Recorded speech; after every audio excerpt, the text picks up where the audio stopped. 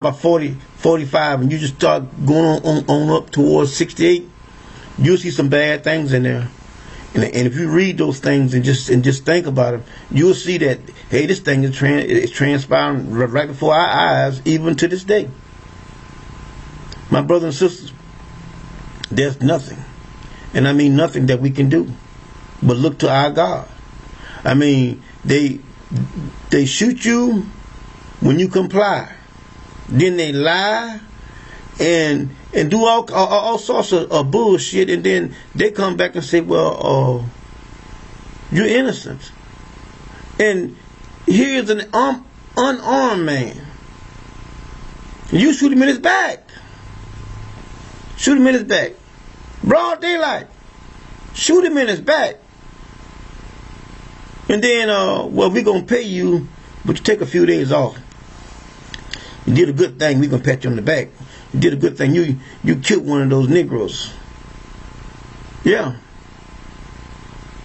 My brothers and sisters, you have to see that there is a much more that the Most High is going to allow them to do. They're killing us at will.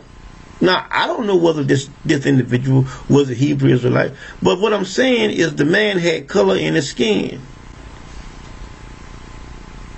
So if you got color in your skin, it's hunting season for you. I'm telling you. Now let's go here a little further here. Now let's go to Genesis 41. Now look what it says in Genesis 41. We're going to start here.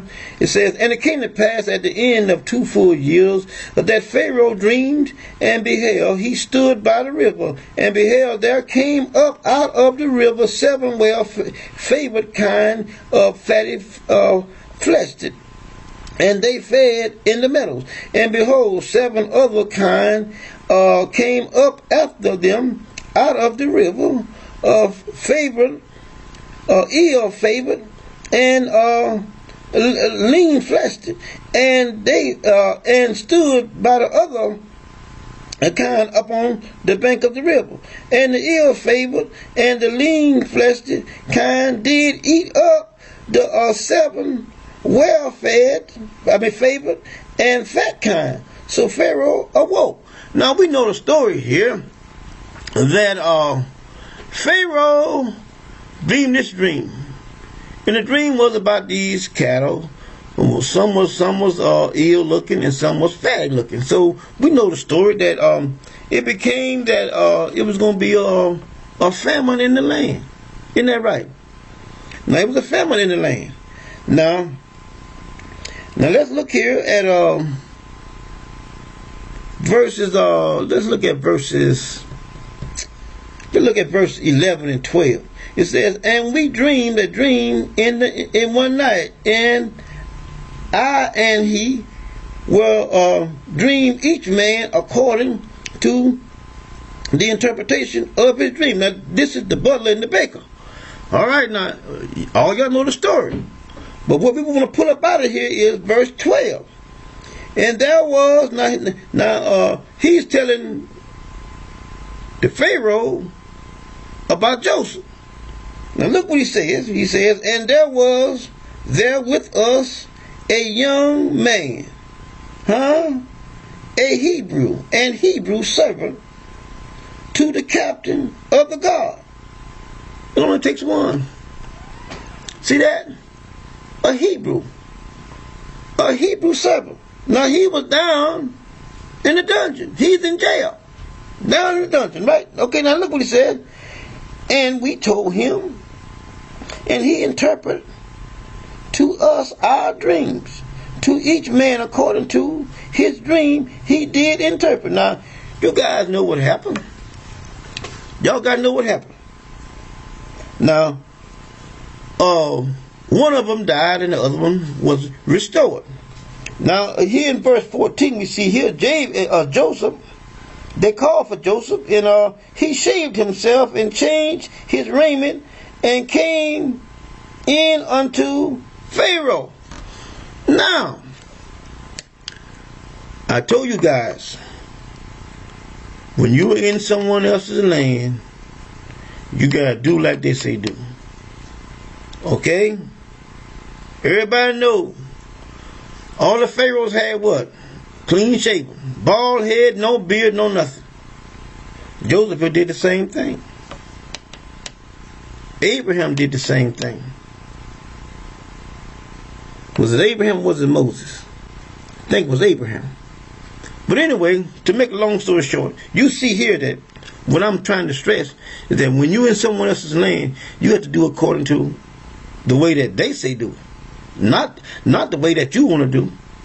And so many times I've told them, they came on our page talking about the bald head and this and that, you know, and they don't have any substance, you know, to back up their claim. They're reading scripture and don't even understand it, but yet still they're so adamant. And the sad part about it is we don't go looking for them. They come to us. But anyway, they come to us why? Because we're right and they're wrong. Okay, now let's go a little further here. We're going to jump on over here to verse, we're going to bypass a lot of this. Let's jump over here to verse 30. And look what 30 says.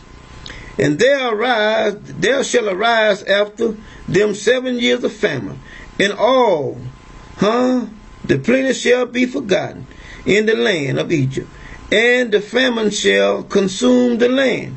Now, to make a long story short, we all know what happened, right?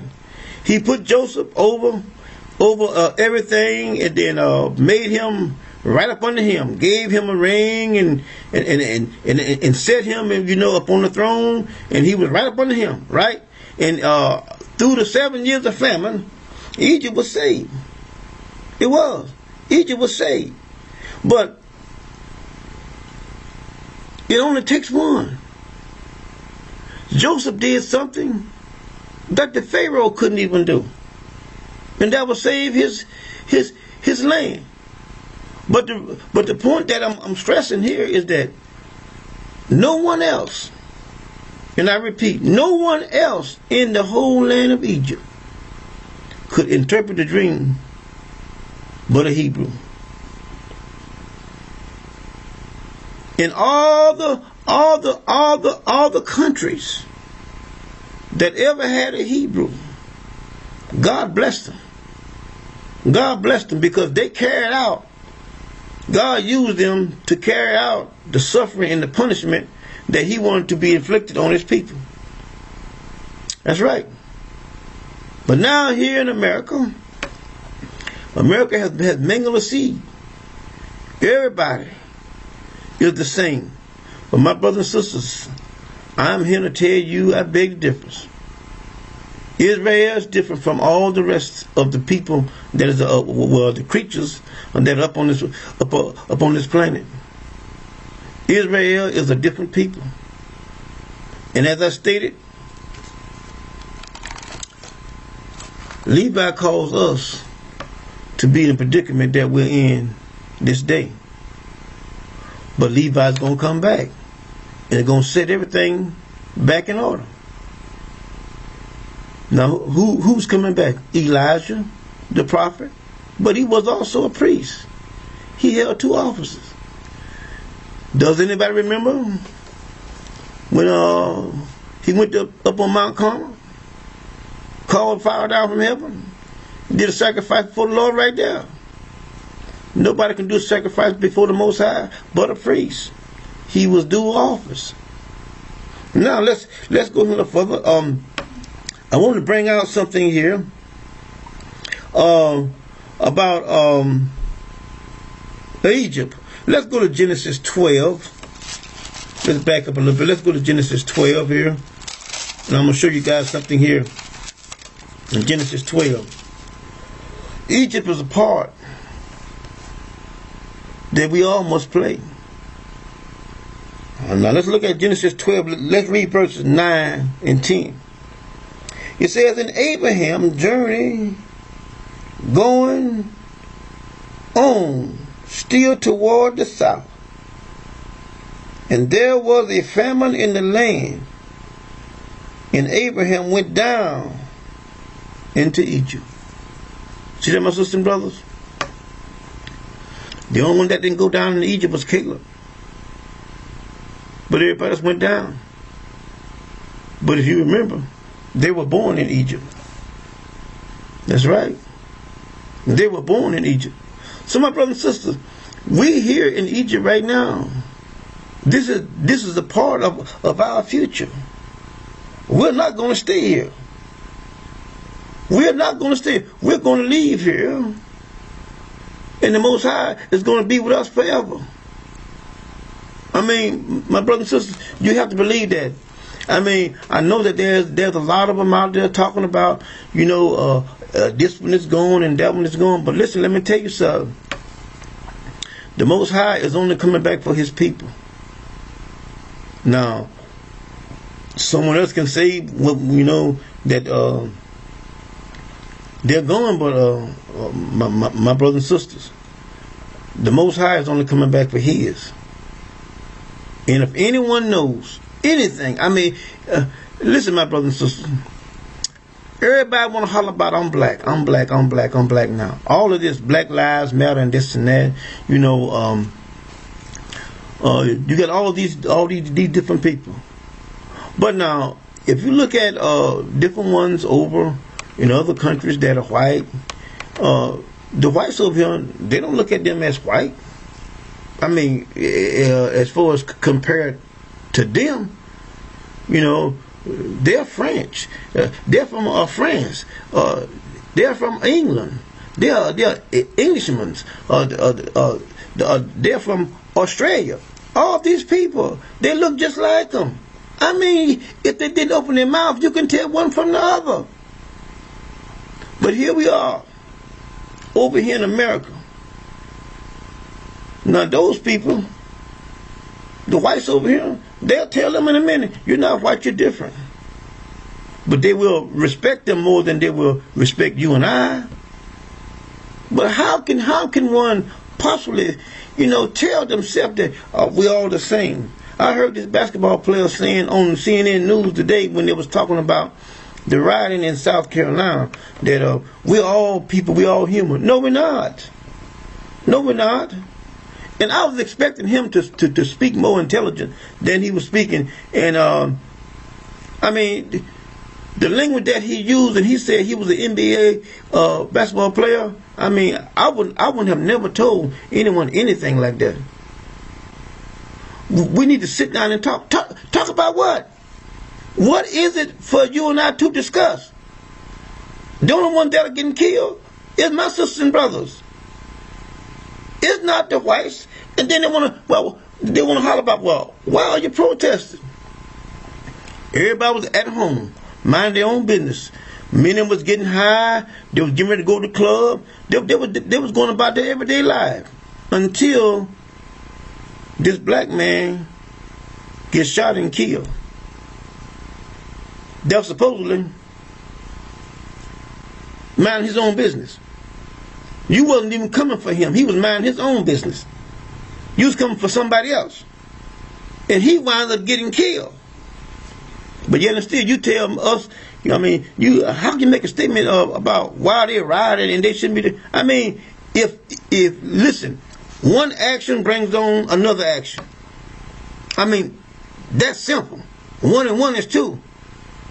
If they had not ever killed that gentleman, I mean, that young man, black man, the people in North Carolina would not be rowdy now. They wouldn't. What reason would they have to riot? I mean, but I just listen to some of the stupidest ass shit that people say. I mean, it doesn't make any sense at all. And then the other guy that was over there in Oklahoma, or wherever he was, those people over there, I mean, I don't understand it. And then they asked this asshole in North Carolina, was he going to be completely transparent? He said, well, no, I never said that. I said I was going to be transparent. But I did see the video, and it didn't show that he pointed a weapon or anything. I mean, what kind of jibber jabber is that? I mean, that doesn't make any sense to me at all. But anyway, my brothers and sisters, we see here that, you know,